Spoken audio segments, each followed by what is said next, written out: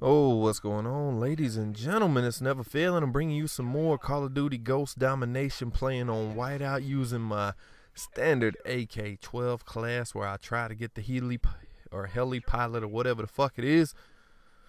Yeah. Anyway, title of the video: these type of games don't happen often, and this is not just about Ghost. This is pretty much Call of Duty in general. But when they do happen, it's a lot of fun. But I don't know if I'd want to play in a game like this too often, because it can get frustrating. And I think it's one of the reasons Black Ops 2 was much more frustrating than previous renditions of COD.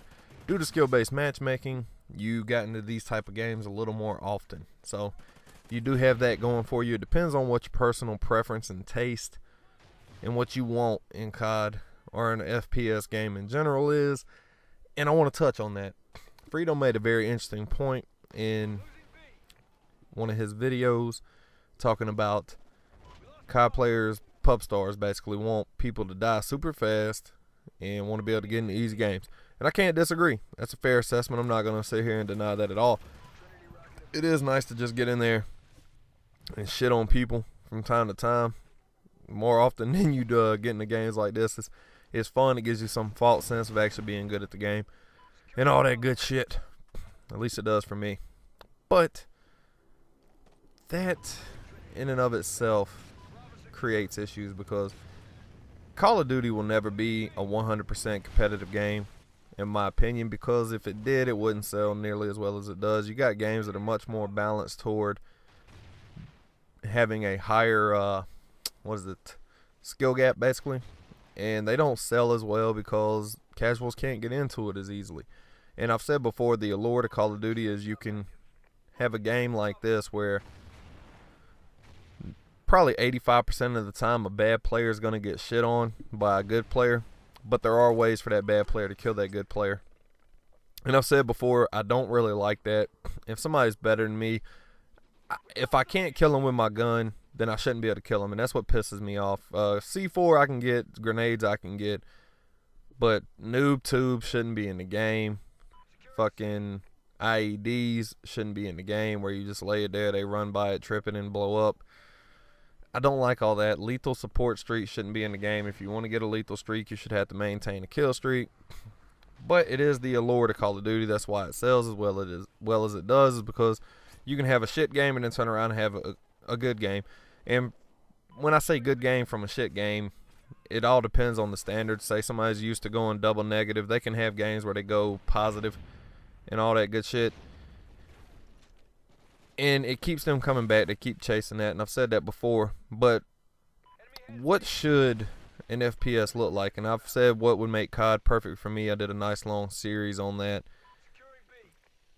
and I think we can all agree that in Call of Duty Ghosts, the guns kill way too fast. And in general, that's an Infinity Ward thing. The guns just kill too fast in Infinity Ward Call of Duties, and it's not really by design that Treyarch's Call of Duties have slower kill times. It's just because of camera angles and shit like that. So don't think it's because they design it that way. It's just how it happens. I would like to see it designed that way, personally. Skill-based matchmaking, it needs to be in the game, but it should be third fiddle after region and connection. I've said that before. But what do you see in Call of Duty?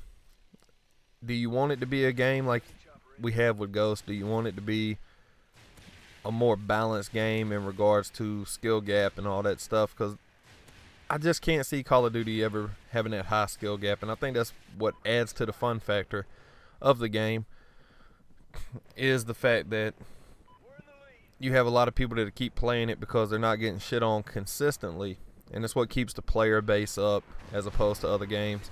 Other games' player bases are pretty much the hardcore type people that really love that game. And there's nothing wrong with that. There's nothing wrong with enjoying a really good competitive game. This was a nice competitive game where I still had a pretty good score, and so did Murky Man. So these are the games I want to get into. A game where the other team actually tries to win the game, pushes the objective. It can be frustrating during the game. It can piss you off because you've gotten so used to just holding down two flags and destroying them. But at the same time, it is very exhilarating when you win the game. Woo! I don't know how you didn't kill me. But it's very, very exhilarating when you win the game. And I think that's what everybody wants. They want to feel that nice feeling of, hell yeah, we just made the comeback. We're beast. fuck them all. You guys can't touch us. And that's the great feeling of Call of Duty, when you can shit on them like that. Now, I'm not going to sit here and say I'm a big fan of the way Call of Duty works as far as all this goes, but I don't hate the way Call of Duty is.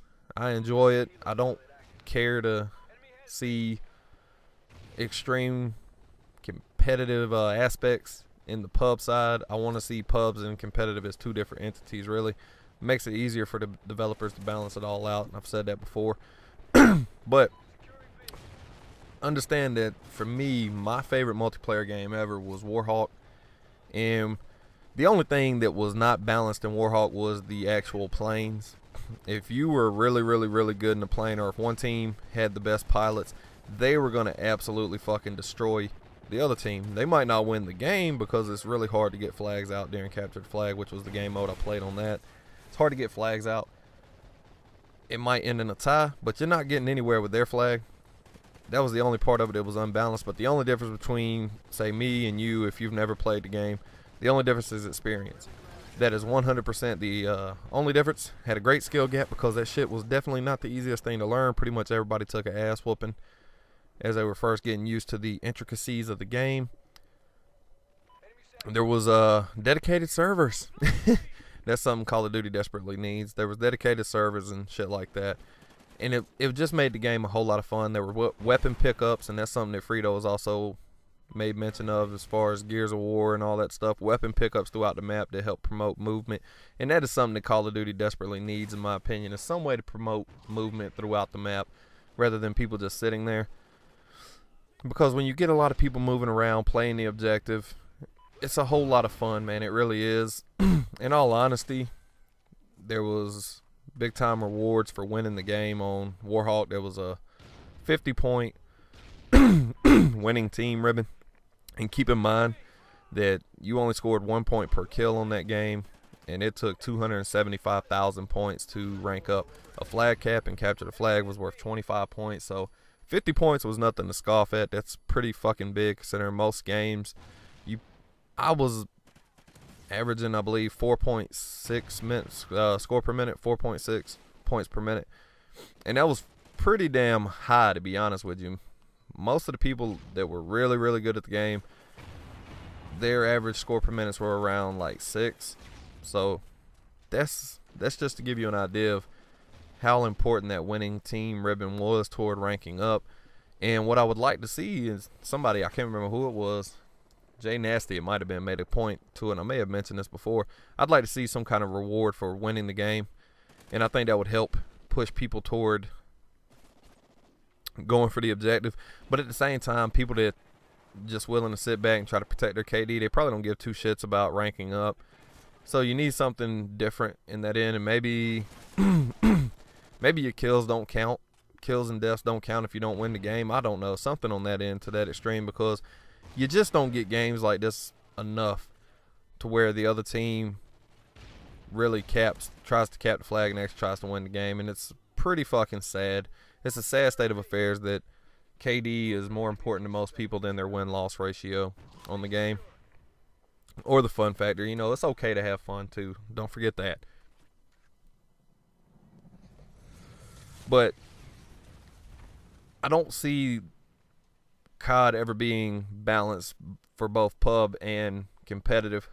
I don't think that's possible without them being basically two separate entities. So hopefully they can go that route. I'd like to see Treyarch maybe be the ones that take on that challenge, since they did pretty much revolutionize the competitive side of it with Black Ops 2. So I'd like to see what they could do if they made them two separate entities and worked on them separately, balanced them separately. That'd be pretty fucking sweet. But pub lobbies need to still have some semblance of competitiveness, just not as strong as the actual league play type lobbies. And if you could get that, I think you would hit lightning in a bottle and maybe breathe some fresh air into Call of Duty. Because let's be honest, a lot of people are looking for Titanfall to be what keeps them away from COD, and it's a possibility. It might be the ceiling, skill gap floor, or skill gap could be pretty damn high in that game from things I've been reading and from things Frito says. Frito's basically the only person I watch that talks about Titanfall, not gonna lie. I don't really care about Titanfall too much. Don't have too much faith in Zampella and them. But that's not the main reason I don't care about Titanfall all that much. The main reason I don't give two shits about Titanfall for the most part is because I don't have a fucking Xbox and I don't do PC gaming. And that's that. But if it's a really epic game, I might convince myself to spend $500 on a fucking Xbox One. It'd be kind of hard to convince myself to do that, but I might. Maybe. Probably not. But if I watch it and it looks like a lot of fun, then I will. My one fear is that it's a game that'll die a quick death. And it'll turn into one of those games that only the hardcore fans want to play.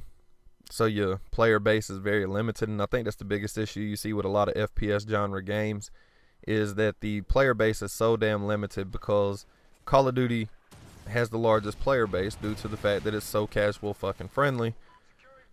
But at the same time, bad players get shit on more times than not. Now, if you want to push Call of Duty toward the point where it does that, then they would kill Call of Duty themselves. If you push Call of Duty to the point where bad players do bad every single time, then Call of Duty will die. And that's the only way I ever see Call of Duty truly dying off. You might lose more of the hardcore gamer types from this particular series, this franchise, but you'll never lose the casuals who just get on here and do what they do. And really, in all honesty, just pay attention to YouTube trends and you'll see if Call of Duty's dying or not. If Call of Duty's still getting the most views, then Call of Duty's not dying, people. It's just not. So there's a reason why Call of Duty does well, and that's pretty much it. Anyway, I kind of rambled on for a little bit. Hope you enjoyed it. It was a hell of a comeback.